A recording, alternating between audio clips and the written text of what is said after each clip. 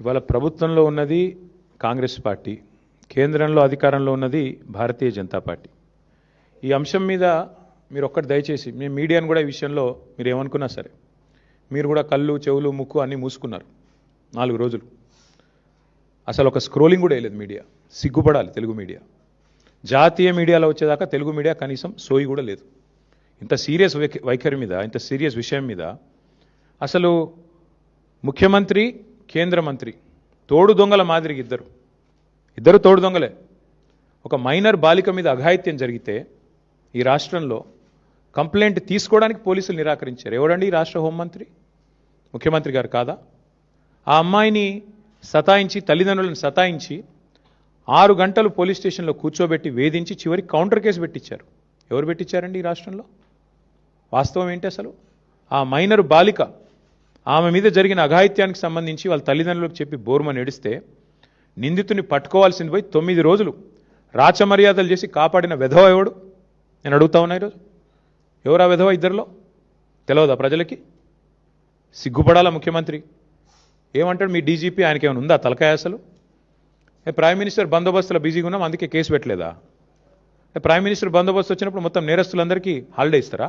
3 రోజులుగా సంపుకొనరబోయ్ అని చెప్పి మొత్తం రేవంత్ రెడ్డి గారు చెంచల్ కూడా బ్యాచ్మేట్స్ అందరికీ చెల్లరేగమని చెప్తారా? ఏం చెప్తున్నావు నాకు అర్థం కాదు. సిగ్గుందా అసలు ప్రభుత్వానికి?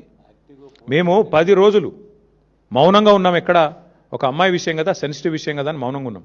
ఇవాళ ముఖ్యమంత్రి మాట్లాడిన మాటలతో నోరు విప్పక తప్పని పరిస్థితిలో నేను మాట్లాడుతూ ఉన్నా. అసలు మెదడు ఉందా ఆయనకి? లేదా వడదెబ్బకి ఏమైనా చిన్న మెదడు కూడా చితికిపోయిందా? ఏం మాట్లాడుతున్నాడు ఆయన? నాకు అర్థం కాదు. ఏదో మా బావమ్మరి దీంట్లో ఏదో దొరికినాయి అంటాడు. పెట్టు కేసు. ఎవడొద్దన్నాడు ఆయన నిన్ను? ఏం దొరికినాయి? నీ ఎక్సైజ్ సూపరింటెండెంట్ చెప్పింది కదా, ఏం దొరకలే, ఏం లేదురా నాయన అని. నువ్వేమైనా ప్లాంట్ చేయబోయినట్టున్నావు. మీ వాళ్ళకి చెప్పేది ఆడ ఇరికీయమని చెప్పినట్టున్నావు. అది ఇరికేయలేకపోయినా నేనేం చేస్తా దానికి? నేనేమంటున్నా అంటే ఇంత చిల్లర రాజకీయం మంచిది కాదు. 9 రోజులు ఒక పాక్సో నిందితుని దేశంలో ఎక్కడైనా వదిలిపెట్టినరా? ఎందుకు నీకు అంత అండర్స్టాండింగ్ ఏంది మీ ఇద్దరికి? నీకు ఎందుకు భయం? ఒక నిందితుడిగా చూడాలా? వారు ఎవరైతేందా ఎందుకు కాపాడినామని అడుగుతున్నా ముఖ్యమంత్రిని. చివరికి ఏం జరిగిందండి వాస్తవం? కేసు రిజిస్టర్ చేయడానికి భయం, మీడియాలో రాయడానికి భయం. ఎవడు చేస్తున్నాడు ఈ మేనేజ్మెంట్ అంతా? నువ్వు నీ ఫ్రెండ్ కాదా? నీ ఫ్రెండ్ ఆర్ఎస్ బ్రదర్స్ కాదా ఇద్దరు? మీరు ఇది వాస్తవం కాదా? మీడియాకు ఫోన్లు చేసి బతిమలాడింది వాస్తవం కాదా? రాయకండి దండం పెడతా అని మీడియా రాయని మాట కూడా వాస్తవం కాదా? ఇవన్నీ కాదండి. 9 రోజులు ఒక నిందితుడిని దాచిపెడితే ఇంకొక సామాన్యుడైతే ఊకుంటారా పోలీసులు? వాళ్ళ తల్లిని తండ్రిని తీసుకొచ్చి పోలీస్ స్టేషన్లో కూర్చోబెట్టారు. అంటే ఇక్కడ కేంద్ర మంత్రి కాబట్టి స్పెషల్ ఎక్సెప్షనా? అంటే నువ్వు రేపు చేయి, మర్డర్ చేయి, ఏమైనా చేయి, కేంద్ర మంత్రి కొడుకైతే మేము ముట్టుకోమనా?